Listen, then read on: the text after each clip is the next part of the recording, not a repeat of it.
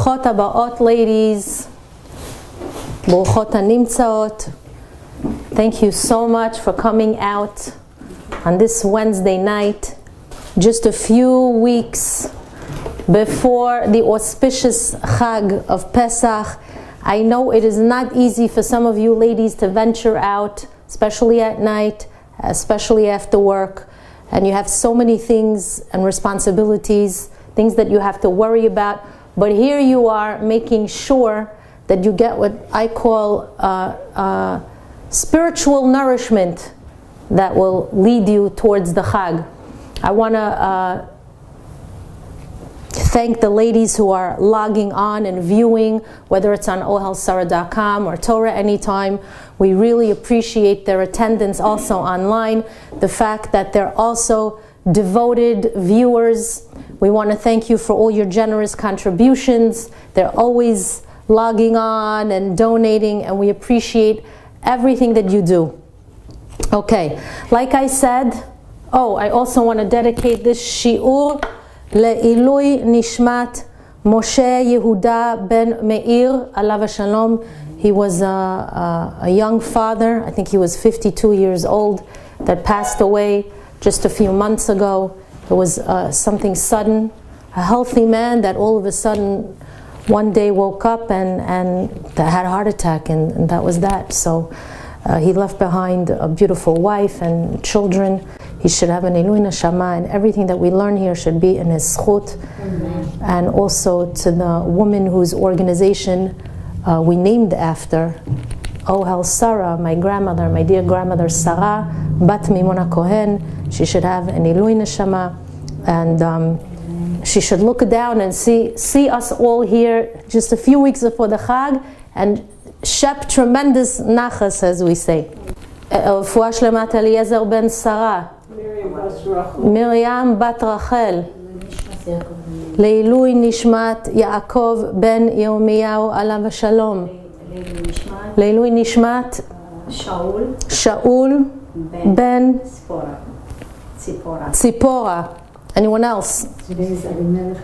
Of course, we lit a candle. The candle is still lit for the yahrzeit of the Adam Chashuv, Tzaddik and Gaon, Rav Elimelech of Lezhinsk, known as the Noam Elimelech. That's his sefer, the Noam Elimelech. Anyone who has an opportunity should really buy that sefer and read it, because it really changes your outlook of life and teaches you many, many things about Yahadut and the attitude that a Jew should have towards Judaism and towards Hashem. Refuah shlema to Sason Chai ben Ne'ima. Refuah shlema le Sason Chai ben Ne'ima. Refuah shlema. Refuah shlema. Refuah shlema to Tzvi Hersh Chaim ben Gutol. Okay. Oh wow, hello. What a surprise. Come on in.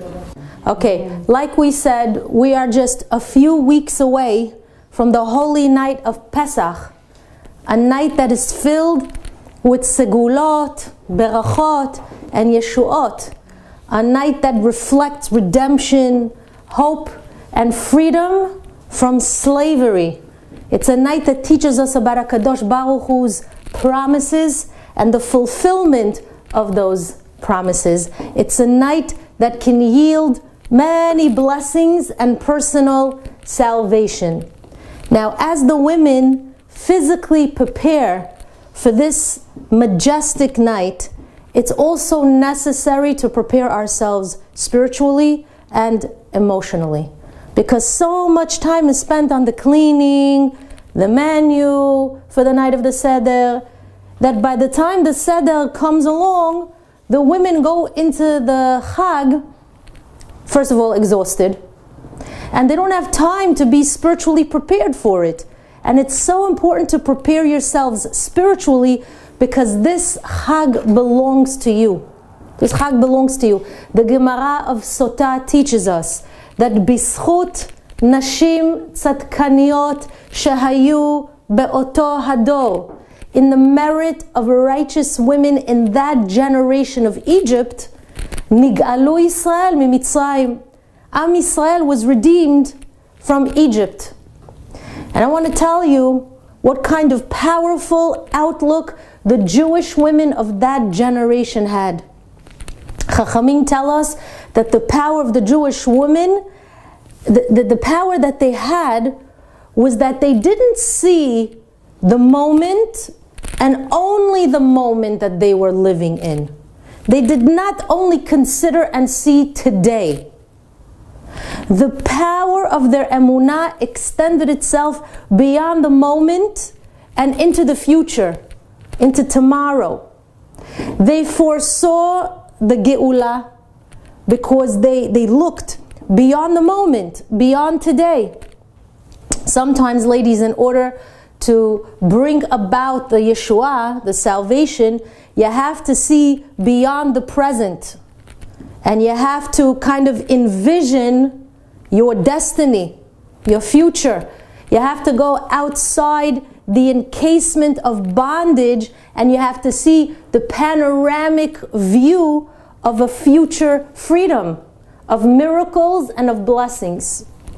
So this Chag was prompted, it was promoted, and it was foreseen by the righteous women. And you women in this current generation have the same power to bring about the final Geula. The Pesach holiday, therefore, has to be precious and dear to you. It's a Chag that you could draw a lot of inspiration from, and you could learn so much from it, because all of the nuances of the story of Egypt, they're going to repeat themselves in the future with the coming and the revelation of Mashiach.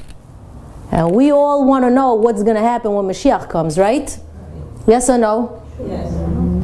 So, if you want to know what's going to happen when Mashiach comes, you have to learn the story of Yetziat Mitzrayim. Because Chachamim tell us that the mother, the Ima, of all the exiles was Egypt. So when we drink the Arba Kosot of Pesach, it's not just to symbolize the 4 languages, the Arba Leshonot of Geula. Chachamim tell us that the 4 cups of wine that we drink on Pesach, they actually represent the 4 galuyot, the 4 exiles that Am Yisrael were going to experience, that were actually embedded in Mitzrayim, and they merged out from Mitzrayim. So the mother galut was Egypt.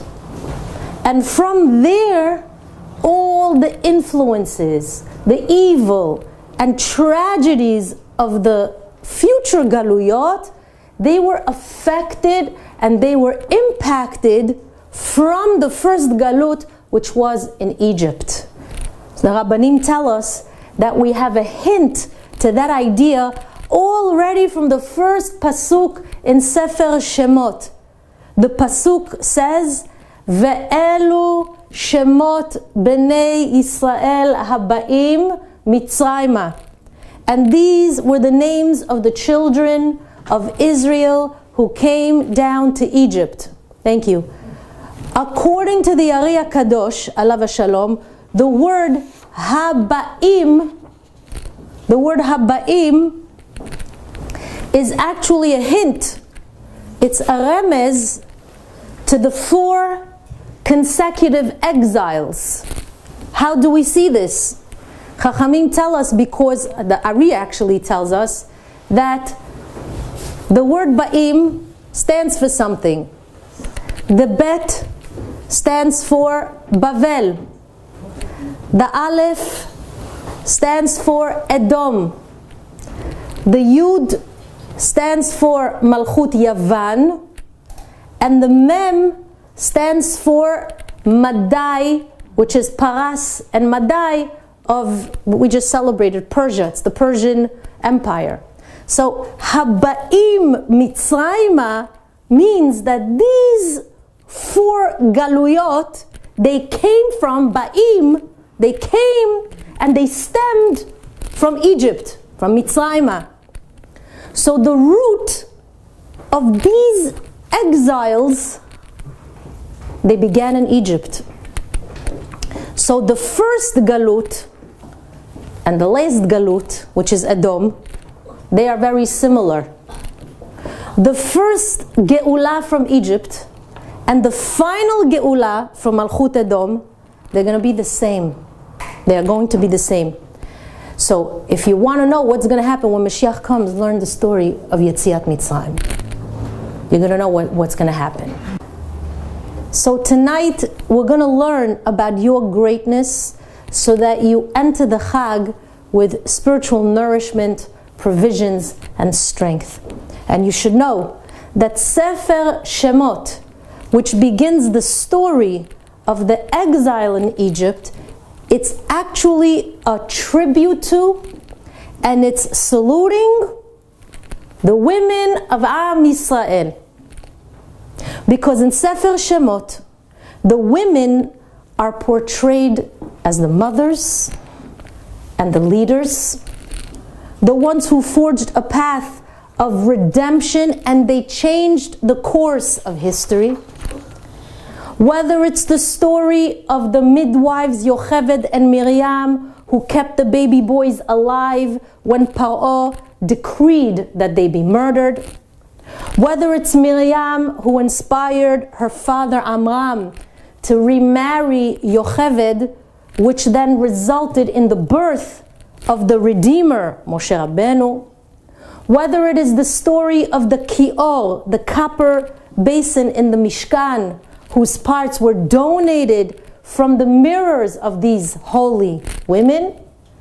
Every step these women took, every action, every thought, every inspiration was done with the Geula in mind, with tremendous love and dedication. So Chachamim teach us something very profound about the role of the Jewish women, and it's something that we learn already at the onset of Parashat Shemot, already at the beginning, because the pasuk says, we just read it, Ve'ele Shemot Bnei Yisrael Habaim Mitzrayma, and these are the names of the sons of Israel who came to Egypt. What does it say? Et Yaakov Ish Ubeito. With Yaakov, each man and his household came. Chachamim ask, what is the significance of the word ubeito? What does that mean, and his household? As the Gemara of Yoma explains, beito zo ishto. His household refers to his wife. The woman is the bait. She's the center of the home. She's the main function of the house. She is the ikar. But what does it mean to be a Jewish woman, to be a Jewish mother in the year 2019? We know what it means to be a Jewish woman and a Jewish mother in the days of Moshe Rabbeinu. But what does it mean to be a Jewish woman today? So I'll tell you. Many Jewish psychologists today, they break down the role of the Jewish woman into three categories. The personal character of the woman, meaning who you are, her social role, and her function in the home. And known psychologists write that the Jewish attitude towards a woman is that she is held in high esteem and she sits on top of the pyramid of Judaism. And because of her power to be an individual, to be unique and singular, that's what created the Yeshua.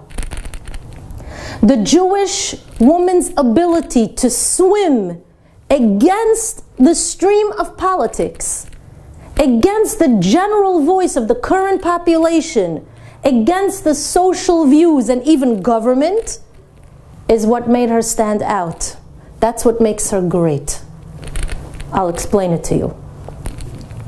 When Paro wanted the midwives to kill the Jewish baby boys as they exit their mother's womb, the pasuk tells us that he called upon Shifra and Pu'ah, which we know are Yocheved and Miriam, and he commanded them, saying the following. He said to them, "Beyaldechen et ha'ivriot ure'iten al ha'avnaim."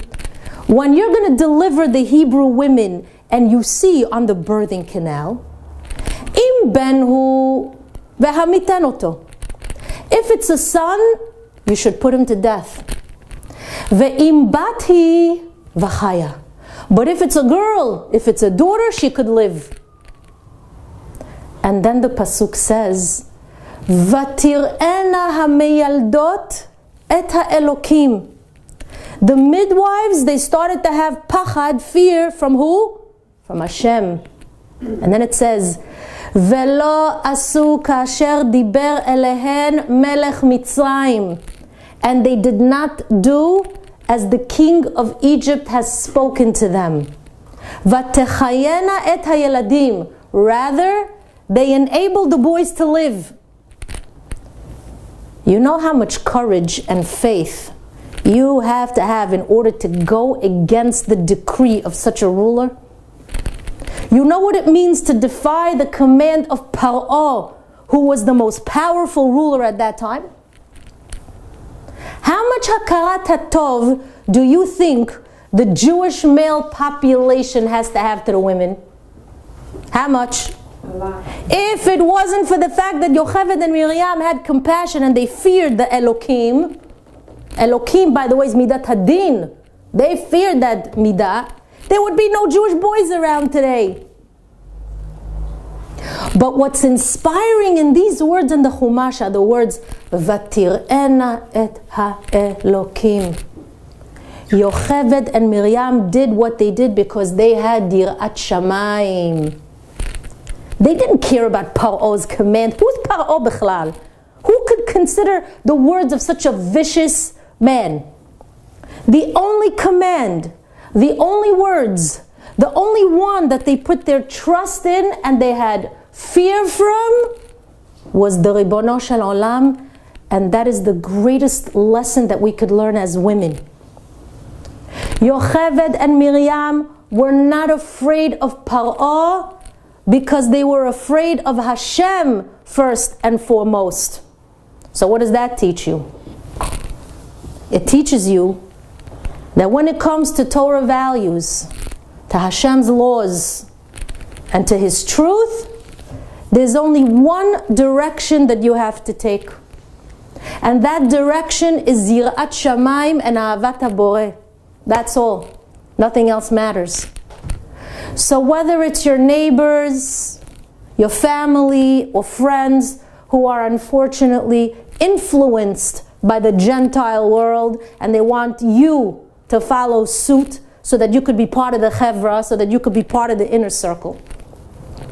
Whether it's someone you meet at work who puts all kinds of lewd and immoral thoughts into your head, whether it's your boss, whether it's even your children or your closest friends, if you see signs of something that goes against the values of Torah, the first thought process should be Vatir'ena et ha'elokim.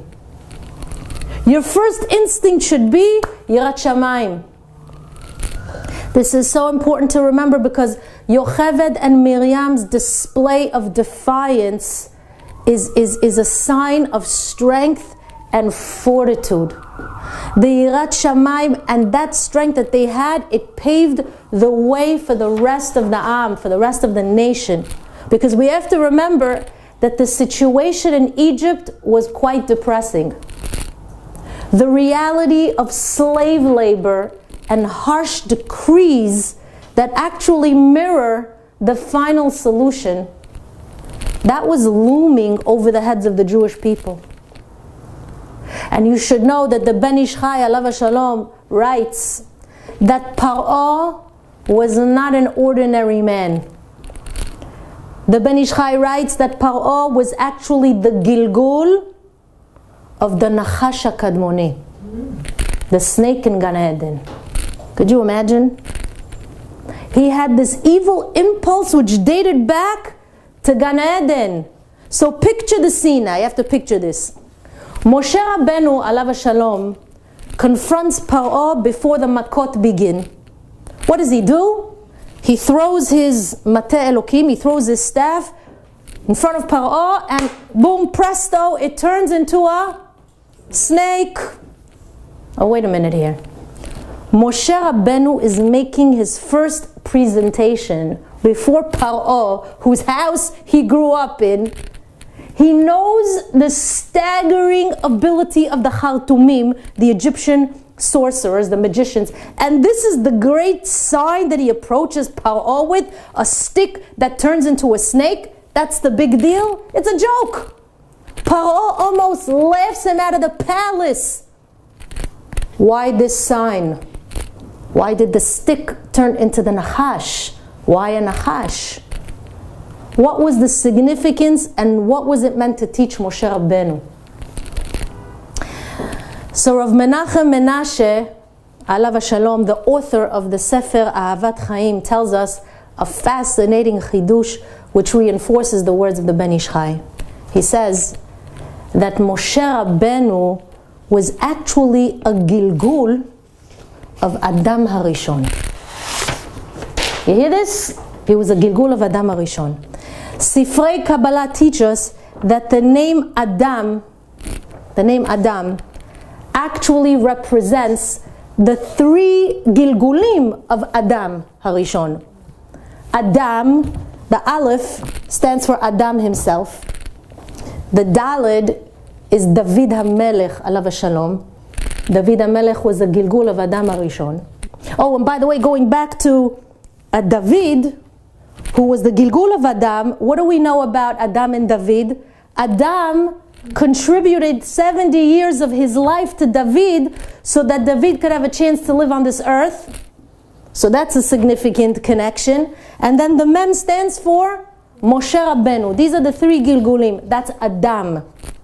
So look what's going on over here. It's incredible.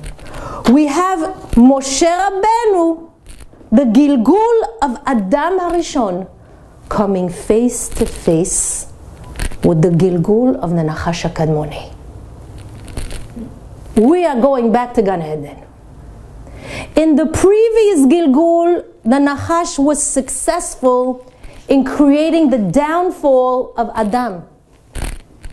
So in this Gilgul, Hashem wanted Moshe Rabbeinu to know exactly who it is that he's standing up against. Who is he standing in front of? This is the Nachash incarnate. This is not a regular person over here. Hashem wanted Moshe Rabbeinu to know, you know who you're standing in front of? You're standing in front of the Nachash. So what happens? HaKadosh Baruch Hu asks Moshe Rabbeinu to throw his Mateh Elokim, which was engraved with the Shem HaMeforash, in front of Paro. He says, throw it in front of him. And when he does, the stick, the staff, immediately turns into a vicious snake. And that was to demonstrate the inside of Paro, the essence of Paro. Who is really Paro?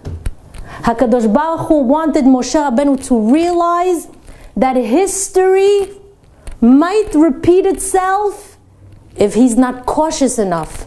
And if he doesn't know who the enemy that's standing before him is. This was not a typical enemy. This was the Nachash bichvodo uve'atzmo. But then, when that snake is taken by the hand of Moshe Rabbeinu, what happened to it? It turned back into a Mateh Elokim. It turned back into a staff of Hashem. And that was to show Moshe Rabbeinu the power of positive influences in the world. It was to show Moshe Rabbeinu who he really is, the essence of Moshe Rabbeinu. He was pure, and he was going to help do a tikkun for Adam, who was his own previous Gilgul.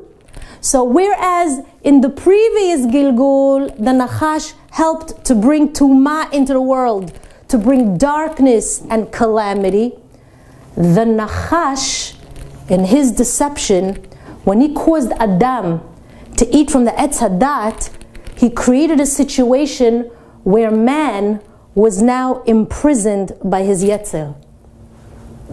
Now, mankind was in his own personal state of galut even before the destruction of the Bet HaMikdash. You hear this? When did we enter galut officially? Each one of us entered galut by himself when Adam and Chava ate from the etz. And who were the Jewish people now bound to and slaves to all over again? They were in Egypt, in the land of Tumah, governed and imprisoned by the Nachash HaKadmoni. So HaKadosh Baruch Hu orchestrated it in such a brilliant and meaningful way that the Redeemer should be the Gilgul of Adam, who unfortunately, because of his grave error, the whole world was imprisoned by the Nachash. The whole world went into a state of galut. So Moshe Rabbeinu, the Gilgul of Adam, came face to face with his enemy of long ago. And the mission was to free all those neshamot in Egypt from the clutches of the Nachash HaKadmoni, who was now in the body of Paro. What do you say to that? Incredible. That means the ultimate goal, the ultimate tikkun, was to strike back at the Nachash, redeem the people, and then at Matan Torah, the entire world was supposed to go back to the state of Gan Eden before the sin. You hear how it connects? Unfortunately, that plan was interrupted because of the Chet HaEgel. But that was the plan. That was the plan.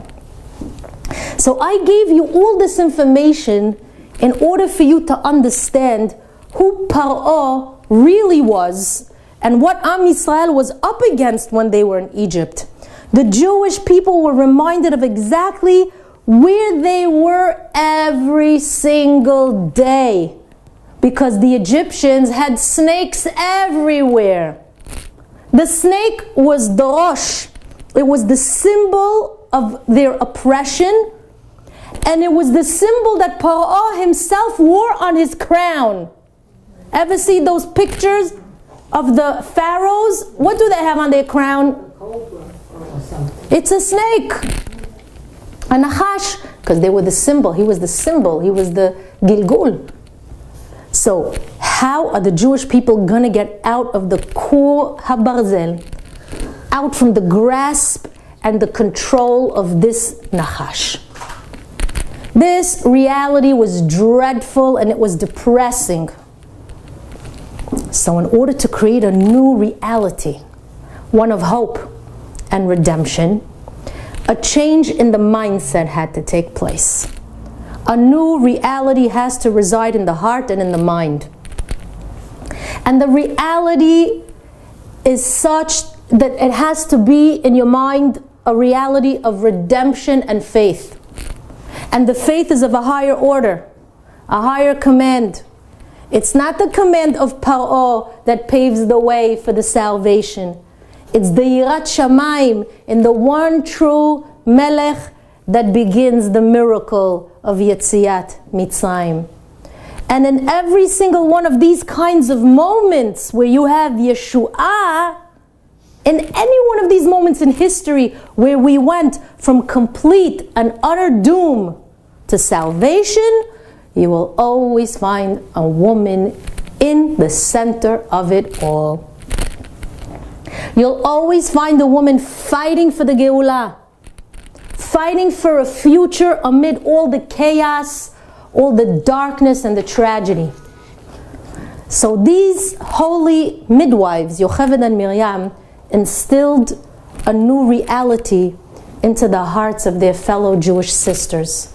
They taught us what true leadership is really all about. Leadership means taking a stand against the odds. It means you have to be courageous in the wake of contradiction. It means you have to believe in optimism in the face of adversity. It means you embrace faith and hope despite the darkness. And most importantly, It means building a resistance to anything out there and inside of you that wants to destroy your emunah and spiritual strength. This is the way of a strong Jewish woman. This is the way of a leader in Am Yisrael. And you are all leaders. You're the leaders of your home. You have the power and the ability to lead, and you can instill that leadership into the next generation so that they can learn to choose a different path. You have the innate power to instill in others this incredible power that a Jewish woman possesses. And that power and that strength manifests itself in two areas: Emunah in Hashem and the proper initiative. Initiative means action. And we see this idea from the Pasuk concerning the midwives. They feared Hashem because they had such emunah. You cannot have Yirat Shamayim if you don't have emunah. And because of that Yirat Shamayim and emunah, the Pasuk tells us, Velo asu kasher diber elehen melech Mitzrayim. They did not obey the command of Paro. That's gadlut. That's leadership. It means taking a stand against that which is abominable, against that which goes against Hashem's Torah. And you should know that leadership will at oftentimes require you to proceed forward against the popular vote. There are times that as a leader, you'll have to stand there out on a limb all by yourself, all alone. So I want to read to you the words of the Midrash Tanchuma that describes the greatness and the strength of the women whose lives were tormented by Paro's harsh decree. The Midrash says the following. Listen to these words. אתה מוצא שבשעה שהיו ישראל בעבודת פרך במצרים. You find that during the time that Am Yisrael was engaged in the back-breaking labor in Egypt, גזר עליהן פרעה שלא יהיו ישנים בביתיהם. Paro decreed that the men should not sleep in the house. ושלא יהיו משמשים מיתותיהן. And he commanded that the men should not be together with their wives. Amar Rabbi Shimon ben Chalafta, said Rabbi Shimon ben Chalafta, Ma hayu benot Yisrael osot? What did the women of Am Yisrael do? I mean, after all, the husbands are afraid to come home. They're afraid to bring children into the world. What are these women going to do? The man doesn't want to come home, doesn't want to be with her. What's going to be? What should she do? The Midrash wants to know, what did they do? The Midrash says, Yordot lish'ov maim min hayeor. They would go down to the Nile River to draw water. והקדוש ברוך הוא מזמין להם דגים קטנים בתוך כדיהן. And Hashem created a miracle that as they drew the water, many little fish would run into their jugs. What did they do? והן מוכרות ומבשלות מהן. And they were able to sell all those little fish, and they had left over to cook them.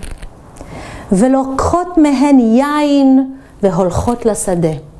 And they took some of the wine, they took some wine, and they took the fish that they cooked, and they went down to the fields where their husbands were slaving away. ומרחיצות אותם, ומאכילות אותם, ומשקות אותם. And they would help their husbands wash up. They would feed their husbands. They would give them wine to drink. And then they'd serve them the home-cooked fish meals that they prepared. And then what happened? Says the Midrash, v'niskekot lahem. The husbands began to miss their wives. They started to feel a need to be with their wives, and they wanted to come home. And then after the women ate and drank together with their husbands, they took those precious copper mirrors and they looked into them. And then they told their husbands, Ani na'a yoter mimcha. I look prettier than you. And the husband would say, no, Ani yoter na'eh mimech. I look better than you. And together they would smile and they would laugh. And that created in the men a renewed desire to be together with their wives and to produce children despite Paro's harsh decree. The Midrash tells us that when HaKadosh Baruch Hu saw the determination of these women, He helped them in their efforts to produce. That's why the Pasuk says, U'bnei Yisrael par'u ve'yishratzu ve'yirbu ve'yatzmu bim'od me'od. Bnei Israel were fruitful and they swarmed and increased and became very, very strong. In the merit of these mirrors that the women held up to their husbands that fanned the flames of love between them, in the merit of women being able to inspire themselves and their husbands despite all the nisyonot in Egypt. The Midrash tells us that in that zchut, Yatzu kol tzevaot Hashem me'eretz Mitzrayim. All the armies of Hashem merited to leave Egypt. Bnei Israel were able to be redeemed because of the strength and the faith that the women displayed. But here's my question. So far, so good? Baruch Hashem. Here's my question. How were the women able to remove from their husbands the feeling of total yeush, total despair? How were they able to strengthen their husbands? Because where did they draw the strength to inspire their husbands to have emunah? How did they manage not only to inspire their husbands, but to cause the husbands to get up and to take action despite the misery that surrounded them day in and day out? How does something like that happen? How does a woman have the ability to turn nothing into something, to turn failure into triumph, to turn sadness into joy, to turn despair into hope? How does she do it? How does she do it? Rav Alexander Gross, alav shalom, explained it very beautifully. He says that when you read this midrash, you could make a mistake and misjudge the conversation, the dialogue between the women and their husbands. Because when the wife said to her husband, Ani na'a yoter mimcha, I'm prettier than you, and the husband responded back by saying, no, I look better than you, you could misinterpret the words exchanged between them, and you could assume, oh, what is this, some kind of competition going on over here? Who's better looking? Who's better? Who's nicer? You could think, it's competition here.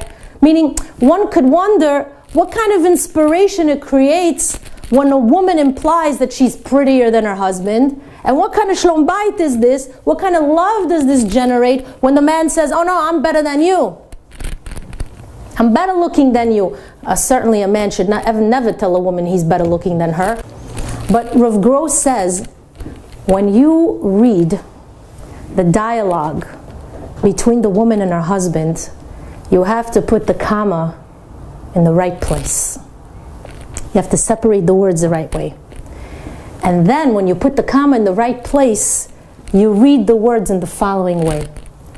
The woman tells her husband, Ani na'a, I'm prettier, comma, mimcha, because of you.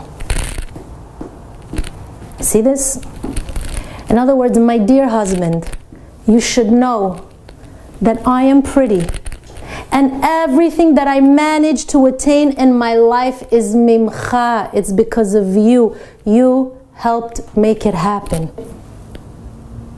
And in the same way, the husband responded to his wife and he said, Ani na'eh, and I'm handsome and appealing mimech, as a result of you. My dear wife, I want you to know that I'm attractive and appealing, and that everything I managed to acquire in my life is due to you. It's mimech. You enabled it to happen. And that, ladies, says Rav Gross, is the perfect example of true partnership between a husband and a wife. We have here very precious tools that create greatness in a relationship between a man and his wife. It's the idea that each person, the man and his wife individually, they become an ezer kenegdo. Each one tries to inspire and uplift the other. Each of them attempts to re-energize and encourage the other. Each one recognizes what the other did for his growth, how he's helped him achieve, and how he's inspired his neshama. So it turns out that the Midrash is teaching us not only a wonderful lesson in Shalom Bayit, but also a profound lesson on how to overcome challenges and hardships in life. Because the Midrash is telling us that amid all that darkness and doom, the one thing that helped to create a victory against Paro and his decrees was the attitude and the strength of the Jewish women. The greatness of these women was that they took action and they initiated positive feelings and faith in such a broken state. The greatness of these women is that they didn't just look at their situation as it was in that very moment. Rather, they looked deep into their being and they drew from within it the strength of character to see into the future, to see the redemption and freedom that awaited them. And they understood the responsibility that goes along with seeing the beauty of tomorrow and not staying stuck in the misery of today. Such a responsibility requires you to prioritize and do what needs to be done for the sake of the future generations.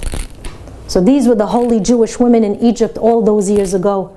These were our leaders, the manhigot. These were the Jewish women who forged a path for all future Jewish women to walk upon.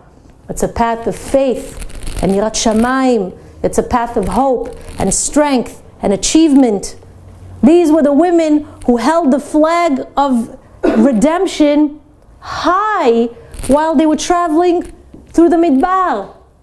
And instead of seeing the barrenness of the desert, they chose to see the destination. They chose to see Eretz Yisrael in the distance. While the men in the desert fell prey to the challenges, and their motto, the men's motto was always, V'nashuva Mitzrayma. Let's just turn around and go back to Egypt. That's all that they said all the time. The women were the ones who kept saying, no, Nitna rosh le'eretz Yisrael. We are marching on and we are marching forward to the Holy Land, and we are not turning back and we are not looking back. These were the same women who did not participate in the sin of the golden calf because they didn't want to be influenced or taken in by a moment of doubt and despair. Instead, again, it's that futuristic view. They looked ahead into the future, and in their minds, they already were able to see Moshe Rabbeinu coming back down from Har Sinai with the luchot in his hands. Something the men weren't able to do. These were the women that knew how to turn tragedy into hope, how to turn death into renewal and rebirth. These were the women who knew how to turn a difficult time into an opportunity to build, to blossom, to learn, and to shine.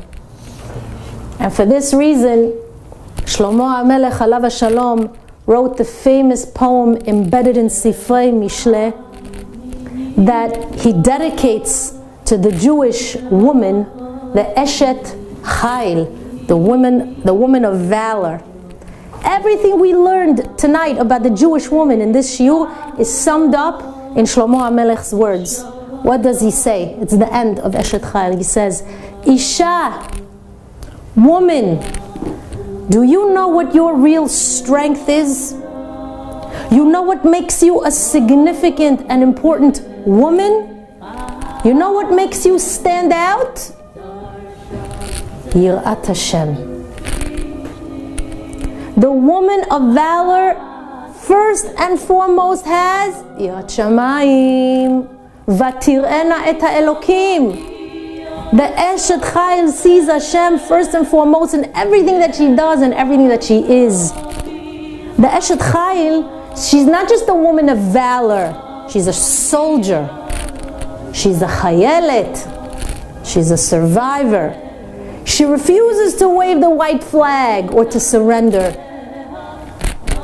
This woman of valor in her battle to survive and help her family and Am Yisrael endure dedicates herself to HaKadosh Baruch Hu first. Such a woman, says Shlomo HaMelech, he tithalal. That woman is praiseworthy. Ladies, the word tithalal doesn't only mean that she's praiseworthy right now in the present. This Isha Yirat Hashem, that woman whose essence is defined by her Yirat Shamayim, he tithalal. She's going to be praised in the future. That praise will come when she sees her children following in her footsteps after she's passed on from this world. She'll merit to receive praise from the Mashiach when he reveals himself in the future, Be'ezrat Hashem. She's going to have the zechut to rest in the highest places in Shamayim with all the other women of valor that preceded her. That means the greatest praise that a woman could receive is dafka in the future, because that's when she's able to see the fruits of her labor and sacrifice. That's when she could see the hope towards tomorrow coming to fruition. And that's why Shlomo HaMelech, alav hashalom, adds the words, Tenu la mipri yadeha. As a reward, this woman is going to receive the blessings of all the fruits that with her own hands she toiled to produce. She's going to merit to see the product of her optimism and faith. And that's something that a woman could not appreciate through the eyes of today. Only tomorrow holds the answers to all your efforts and all your sacrifices. And then Shlomo HaMelech ends the Eshet Chayil with the words that express everything we've been saying about the power of the Jewish woman. He says, V'haleluha v'she'arim ma'aseha. And her deeds will praise her in the gates. You hear these words? The actions you procured, the ma'asim, the priorities you held dear, the responsibilities you carried out, the initiatives you took, the inspiration you instilled, the faith you applied, the words of faith that you implemented, all those will pass through the gates of Shamayim, and they're going to create the most wondrous miracles and blessings for you.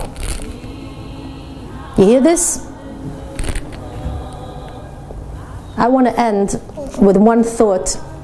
I heard a beautiful chidush from my dear Rabanit in Eretz Yisrael.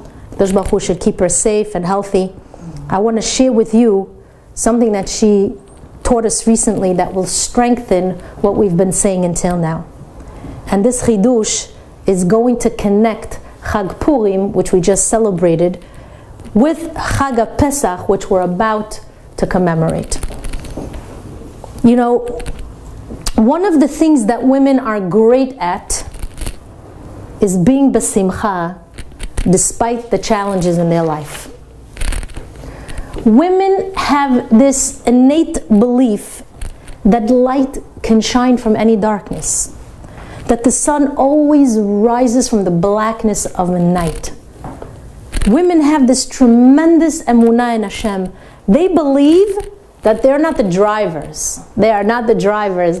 Rather, they are being driven. They're ones being driven. That's what elevates the woman's neshama to a place that's greater than a man's.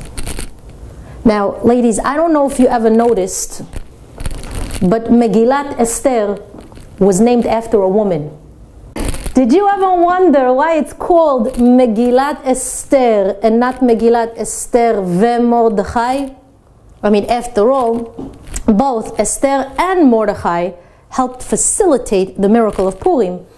So why is it that Esther merited to have the Megillah named after her alone?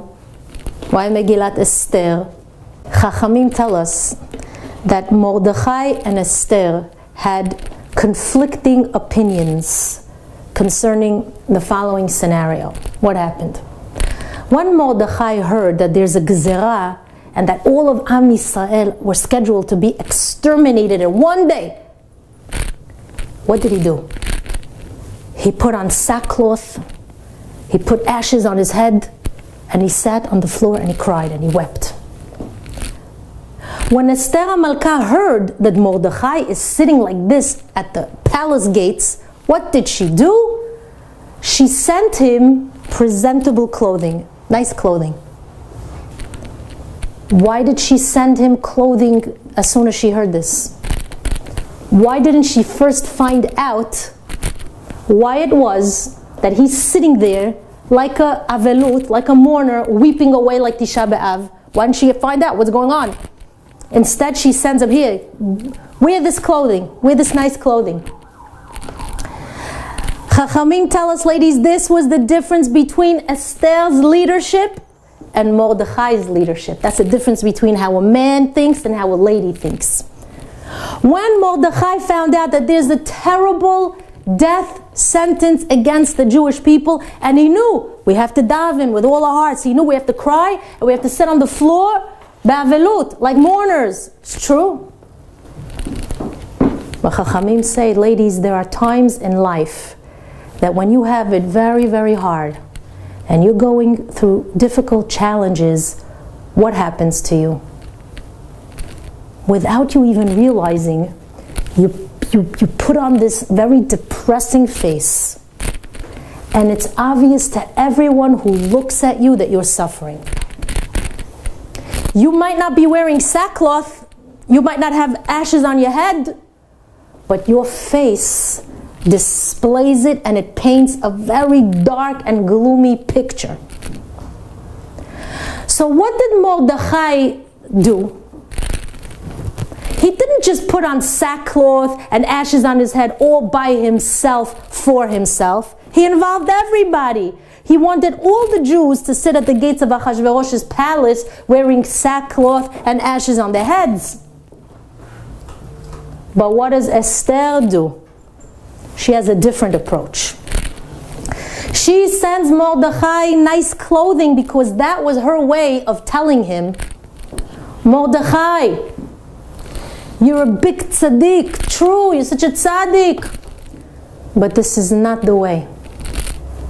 You can't just sit here wallowing in misery and crying. Of course we have to cry, but not from a state of hopelessness and despair. Don't be disheartened and sink into a deeper depression by wearing the sackcloth and ashes on your head. Why do you sit here like this? Just moments ago, you were walking around with your head held high. You were walking around proud to be a Jew, and the people were admiring you, and they were saying, oh, look at Mordechai. Lo yichra velo yishtachaveh. He refuses to bow down to Haman with his head held high. A moment ago, you were proud of your ideals and your emunah. You showed everybody that you were not afraid to take the side of Hashem. And I always wondered, says Esther, where did you draw your bitachon from? Millions of people are bowing down to Haman while you walk alone, refusing to bow down to him. Weren't you afraid? After all, such defiance can bring about your end. You could have been executed. But I see that you stood your ground and you had one goal in mind that kept you moving forward. You were not going to bow down to anything or anyone that goes against the Torah of Hashem, not now or not ever. You showed us all that you are walking firmly hand in hand with Hashem. You refused to bow down and you walked around with your head held high. So what happened, Mordechai? What happened? Makara.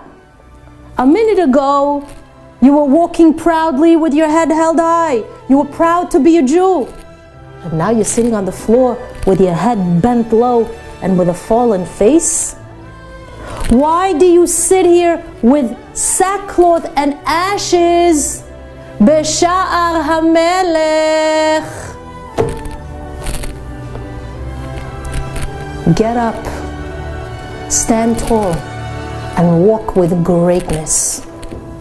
Put on the royal garbs and march proudly and happily at the fact that you are a Jew.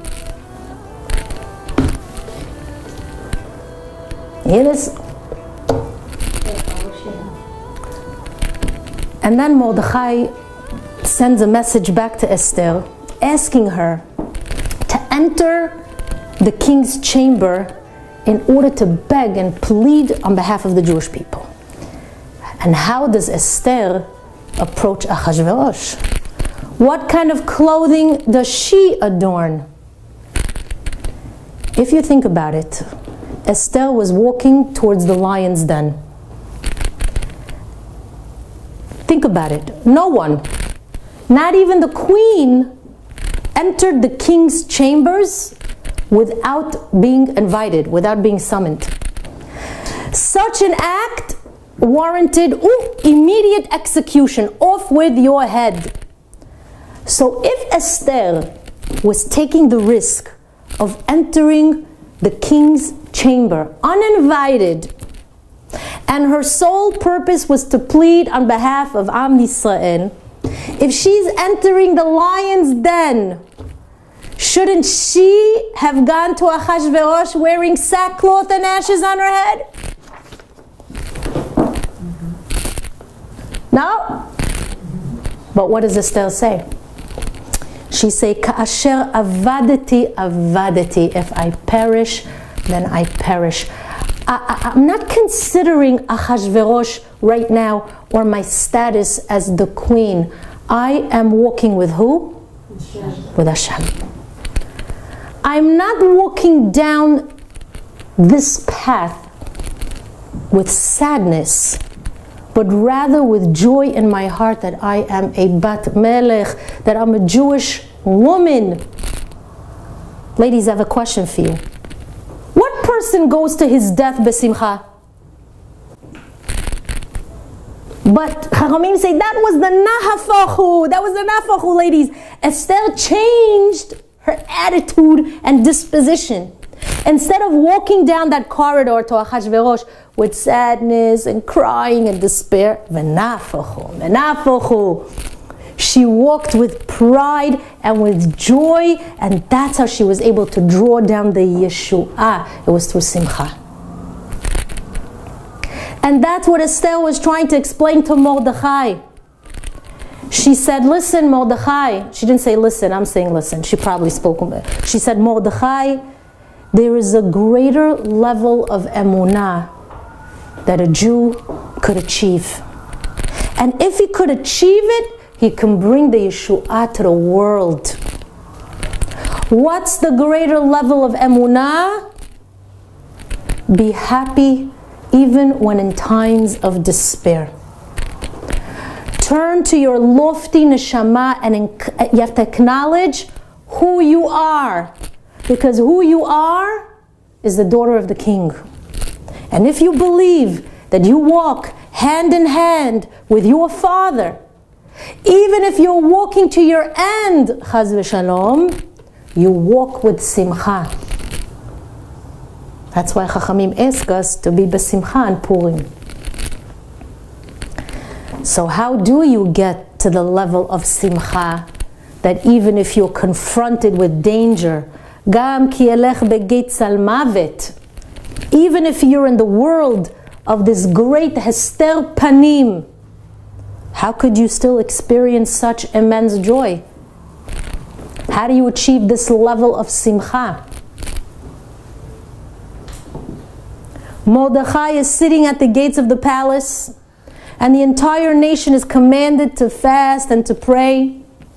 And while that's taking place, the king has to be approached. How are you going to approach the king? What kind of power and strength is going to accompany you?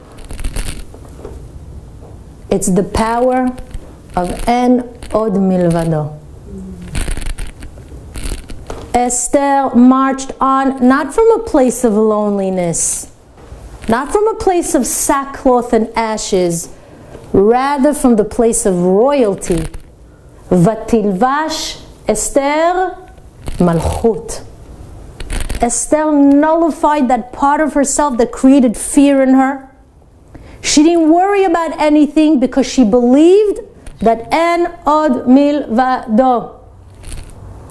When I nullify myself completely, at that moment, I am nothing. I am nothing, but I have someone. I have Hashem. Hashem walks with me. It doesn't matter who I am or what I am in the eyes of the world. I am the daughter of the Melech. And each one of us has a chelek Elokah mima'al. We all possess a piece of Hashem inside of us. We all possess Kedusha.